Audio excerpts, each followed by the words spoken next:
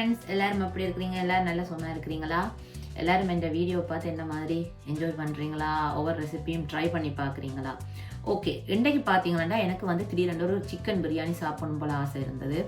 So சரி, இன்றைக்கு ஒரு நல்ல சிக்கன் பிரியாணியோட செய்வோம்னு சொல்லி வீட்டில் என்னென்ன பொருட்கள் இருக்கான்னு சொல்லி பார்த்தேன்னா, சிக்கன் பிரியாணிக்கு தேவையான எல்லா பொருட்களும் இல்லாட்டியும் கூட நீங்கள் நல்ல சுவையாக ஒரு சிக்கன் பிரியாணி செய்து சாப்பிடலாம். ஆனால் முக்கியமாக சிக்கன் இருக்கணும். இந்த சிக்கன் வீட்டில் நீங்கள் என்ன பார்ட் சிக்கன் இருந்தாலும் பரவாயில்லை, கால் பகுதியோ இல்லாட்டி தனியாக உடம்பு பகுதியோ எது இருந்தாலுமே இந்த சிக்கன் இறைச்சி, அதாவது இந்த கோழி இறைச்சியை வந்து நீங்கள் நல்ல வடிவாக வித்தியாசமாக ஒரு பிரியாணி செய்து சாப்பிடக்கூடிய மாதிரி தான் இன்றைக்கு ஒரு வித்தியாசமான ரெசிபி சொல்லி காட்ட போகிறேன். இப்போ முதல்ல அந்த சிக்கன் பிரியாணி செய்கிறதுக்கு என்னென்ன பொருட்கள் தேவைன்னு சொல்லி நான் இப்போ உங்களுக்கு காட்டுறேன். நான் இன்றைக்கு வந்து என்னுடைய வீட்டில் இருக்கிற பொருளை வச்சு தான் இந்த சிக்கன் பிரியாணி செய்ய போகிறேன். நான் அவ்வளவு சூப்பராக டேஸ்ட்டாக இருக்கும்.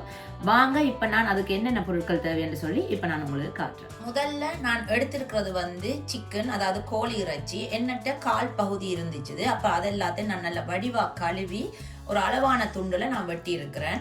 உங்களுக்கு என்ன அளவு வேணுமென்றாலும் நீங்க வெட்டி கொள்ளலாம். பிரியாணிக்கு வந்து எந்த அளவுலையும் நீங்கள் இறைச்சி போடலாம். அதுக்காண்டி இதே அளவுல தான் இருக்கணும் இல்லை.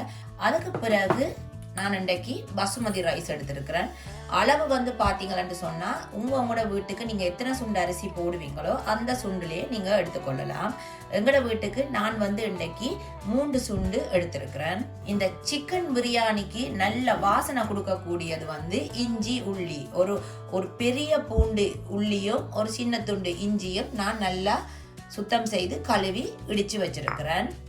அதுக்கு பிறகு நான் எடுத்திருக்கிறது வந்து வெங்காயம் வந்து சிக்கன் பிரியாணி செய்யும் போது நீங்க தாராளமா போடணும். இந்த வெங்காயம் எவ்வளவுக்கு போடுறீங்களோ அது நல்லா ப்ரௌனா பொரிஞ்சு வந்து இந்த பிரியாணி நீங்கள் செய்யும் போது அவ்வளவு ஒரு சுவையா இருக்கும். நான் இன்றைக்கு வந்து ஒரு 3 பெரிய வெங்காயம் எடுத்திருக்கிறேன். அதை நான் வந்து நல்ல மெல்லிசா நீட்டா வெட்டி இருக்கிறேன். அதுக்கு பிறகு நான் பச்சை மிளகாய் வந்து இதுல வந்து ஒரு 6 இருந்து 7 முழு பச்சை மிளகாய் எடுத்திருக்கிறேன். உரைப்புக்கு ஏற்றவாறு தான். உங்களுக்கு நல்லா உரைப்பு வேணுமென்றால் நீங்க உங்களுக்கு எவ்வளவு பச்சை மிளகாய் விருப்பமோ நீங்க போட்டுக்கொள்ளலாம். நான் ஒரு 6 இருந்து 7 பச்சை மிளகாய் எடுத்திருக்கிறேன். நான் அதை முழுசாத்தான் போட போறேன், துண்டுகளா வெட்டையில. அதுக்கு பிறகு தக்காளி, நான் பெரிய 2 தக்காளி எடுத்து வெங்காயம் எப்படி வெட்டி இருக்கிறேனோ அதே மாதிரி நான் தக்காளியும் வெட்டி இருக்கிறேன். இது பாத்தீங்கன்னு சொன்னா இது கொத்தமல்லி தலை, அதாவது கொத்தமல்லியில கொரியாண்டர் லீவ். இது நல்ல ஒரு பெரிய கைப்பிடி அளவு எடுத்து நான் கழுவி அதையும் ஓரளவு துண்டுகளா நான் வெட்டி ரெடியா வச்சிருக்கிறேன். இது வந்து பிரியாணிக்கு முக்கியமான பொருள்.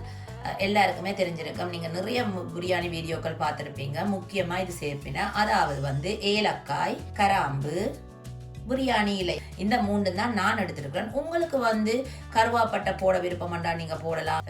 அன்னாசி பூ அது போடுறேன், அதாவது உங்களுக்கு தெரிஞ்சிருக்கும் இந்த ஸ்டார் மாதிரி இருக்கும், அதுவும் பிரியாணிக்கு போடினா அது விருப்பம்டா நீங்க போடலாம். நான் இன்றைக்கு இந்த 3 தான் போடுறேன். என்ன சொன்னா எனக்கு இன்றைக்கு கருவாப்பட்டை வீட்டுல இல்லை, அதனால இந்த 3 தான் நான் போட போறேன்.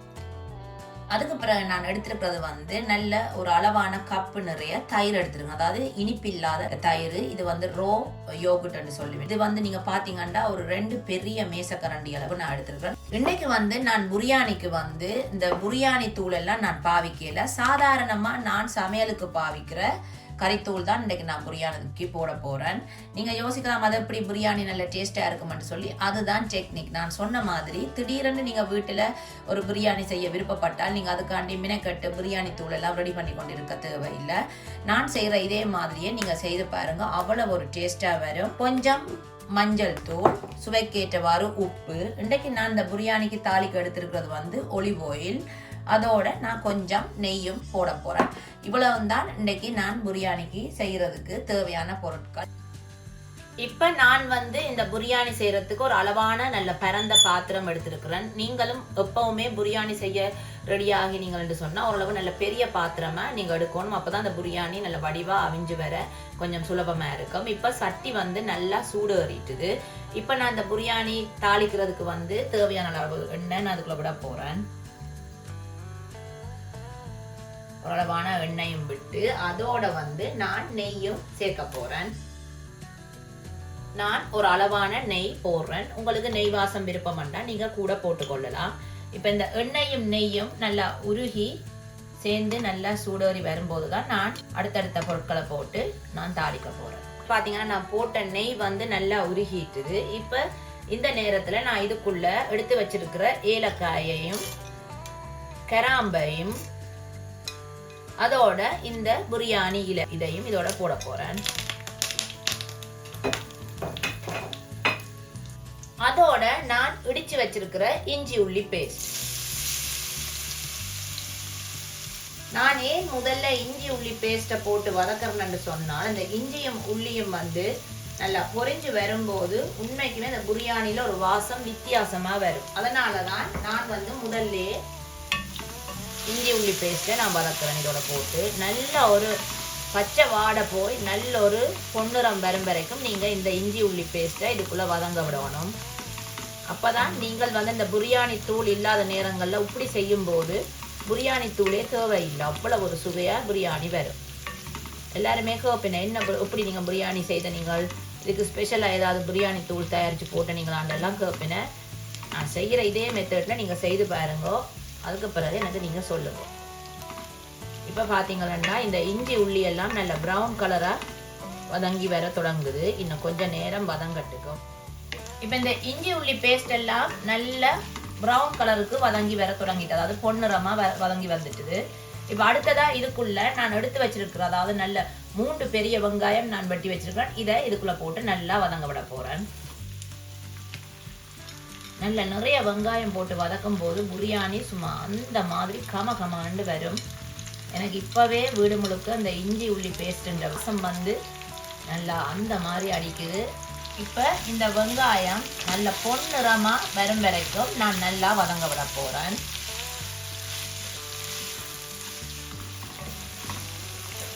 இப்போ பாருங்க ஃப்ரெண்ட்ஸ், இந்த வெங்காயம் வந்து நல்ல பொன்னிறமா வதங்கி வர தொடங்கிட்டது.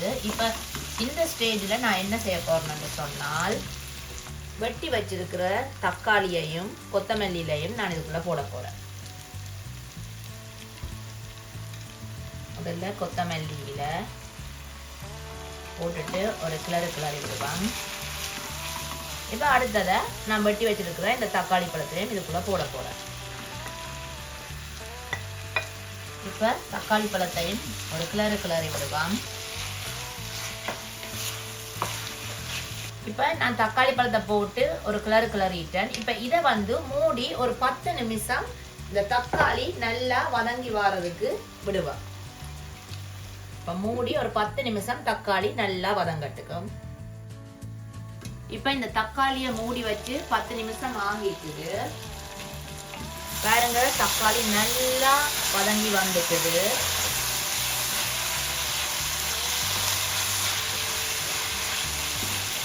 இப்போ இந்த டைம்ல நான் வெட்டி வச்சிருக்கிற கோழியை இதுக்குள்ள போட போறேன்.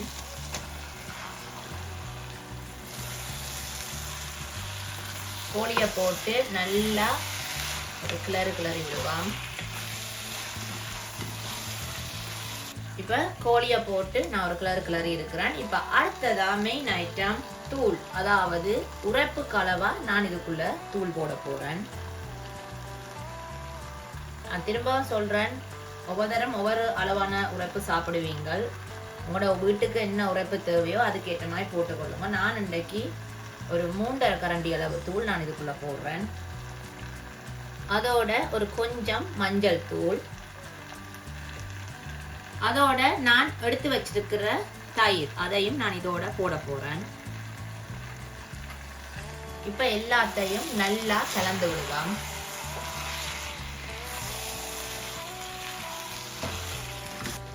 இப்ப எல்லாம் போட்டு நான் நல்லா கலந்து விட்டுட்டேன். அடுத்ததா வந்து இப்ப நாங்க அரிசிக்கு அளவா தண்ணி விட போறோம். நான் உங்களுக்கு சொன்னேன்னா 3 சுண்டு பசுமதி அரிசி நான் எடுத்திருக்கிறேன். நான் 3 சுண்டு பசுமதி அரிசிக்கு 3.5 சுண்டு தண்ணி விடுறேன். ஏனென்றால் இந்த கோழியும் நல்லா அவிஞ்சு வரணும். அவிஞ்சு ஒரு 1/2 சுண்டு தண்ணி வத்திடும். ஸோ அதனால 3 சுண்டு அரிசிக்கு சரியா 3 சுண்டு தண்ணி அளவுக்கு இது வத்தி வந்துடும். இப்ப நல்லா இதை நாங்கள் அவிய விடணும். அதாவது இறைச்சி நல்லா அவிஞ்சு இந்த மசாலா எல்லாம் இந்த தண்ணியில இறங்கும் போதுதான் நீங்க அரிசி போட்டு அவிய விடும் போது நல்ல ஒரு டேஸ்டான பிரியாணி உங்களுக்கு கிடைக்கும். இப்ப அடுத்ததா நான் இந்த பிரியாணிக்கு தேவையான அளவு உப்பு போட போறேன். இப்ப நான் இது வந்து மூடி ஒரு கொதி வர விட போறேன்.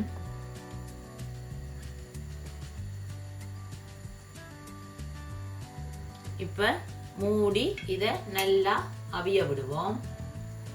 ஒரு 20 நிமிஷம் இந்த தண்ணி நல்லா கொதிச்சு இந்த கோழியும் அவிஞ்சா பிறகு நாங்க இதை அடுத்ததா அரிசி போட்டு எப்படி அவிய விடுறேன்னு சொல்லி நான் உங்களுக்கு காட்டுறேன்.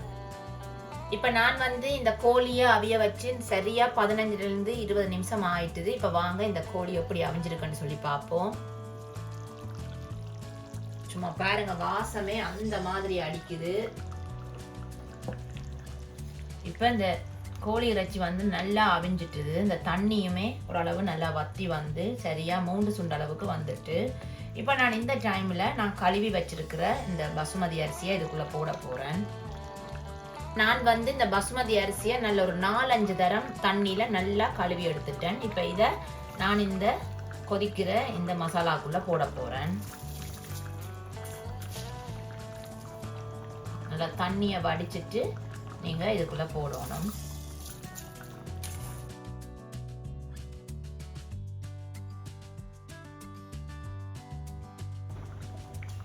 இப்ப அரிசிய நல்ல வடிவா ஒருக்கா கலந்து விடுவாம்.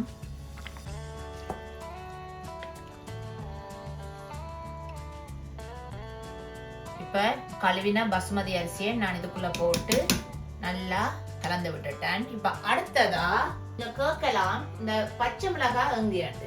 இப்ப நான் கடைசியா இந்த பச்சை மிளகாயை இதுக்குள்ள போட போறேன்.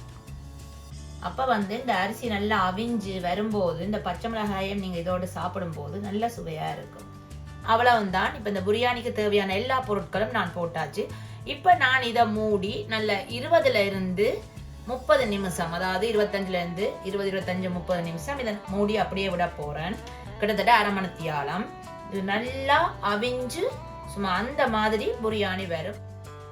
இப்ப சரியா அரை மணித்தியாலம் ஆயிட்டுது. இப்ப இந்த கமாண்டு அடிக்கிற சிக்கன் பிரியாணி எப்படி வந்திருக்குன்னு சொல்லி இப்ப நான் பார்க்க போறேன். சும்மா வாசமே அந்த மாதிரி இருக்கு. என்ன எல்லாரும் ரெடியா? இப்ப என்னுடைய சிக்கன் பிரியாணி எப்படி இருக்குன்னு சொல்லி இப்ப நாங்க பார்க்கலாம். வாவ்,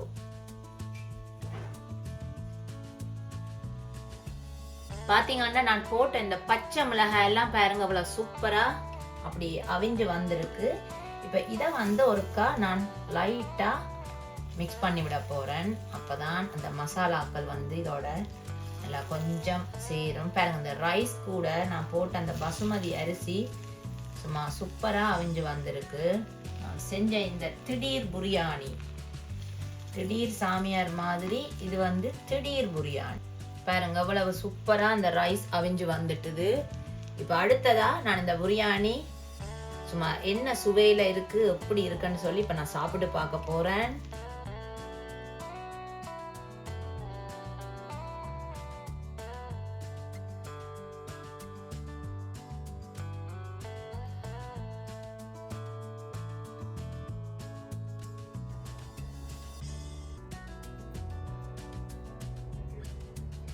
சூப்பரான ஒரு வாசத்தோட இன்றைக்கு நான் உங்களுக்கு திடீரென்று எப்படி ஒரு சிக்கன் பிரியாணி உங்களோட வீட்டில் இருக்கிற பொருட்களை வச்சு நீங்கள் செய்யலாம்னு சொல்லித்தான் இந்த வீடியோவில் நான் காட்டியிருக்கிறேன். வீட்டில் வந்து நீங்கள் என்ன இறைச்சி இருந்தாலும் பரவாயில்லை, உங்களுக்கு பிரியாணி தூள் இல்லாட்டியும் பரவாயில்லை, நீங்கள் இருக்கிற இந்த இஞ்சி உள்ளி மிளகாத்தூளில் வச்சே நீங்கள் நல்ல சுவையாக பிரியாணி செய்யலாம். இன்றைக்கு நான் அப்படித்தான் இது செய்து காட்டியிருக்கிறேன். நீங்களும் வீட்டில் இதை கட்டாயம் செய்து பாருங்கோ. எப்படி வந்தேன்னு சொல்லி மறக்காம எனக்கு காமெண்ட்ல சொல்லுங்க. அதே மாதிரி எனக்கு நிறைய பேர் சப்ஸ்கிரைப் பண்ணி சப்போர்ட் பண்றீங்க. உங்களை எல்லாருக்குமே ரொம்ப ரொம்ப நன்றி. தொடர்ந்து இந்த வீடியோவுக்கு நீங்க சப்போர்ட் பண்ணி சப்ஸ்கிரைப் பண்ணுங்க. பிடிச்சிருந்தா உங்களோட ஃப்ரெண்ட்ஸோட நீங்க ஷேர் பண்ணுங்க. இப்ப நான் வந்து இந்த பிரியாணி எப்படி இருக்குன்னு சொல்லி சாப்பிட்டு பார்த்துட்டு நான் உங்களுக்கு சொல்றேன். உங்களுக்கு வேணுமென்னா நீங்க இதுக்கு மேல கொஞ்சம் தேசி புளி புளிஞ்சு விட்டும் சாப்பிடலாம். ஆனா எனக்கு விருப்பம் இல்லை. நான் ஒரு முட்டை வச்சிருக்கிறேன். நான் உங்களுக்கு சொன்னது போல இந்த மேல போட்ட மிளகாயும் நல்ல ஒரு அளவான பதத்துல அவிஞ்சு வந்திருக்கு. அந்த மசாலாக்களும் அதுல ஊறி நல்லா இருக்கும்.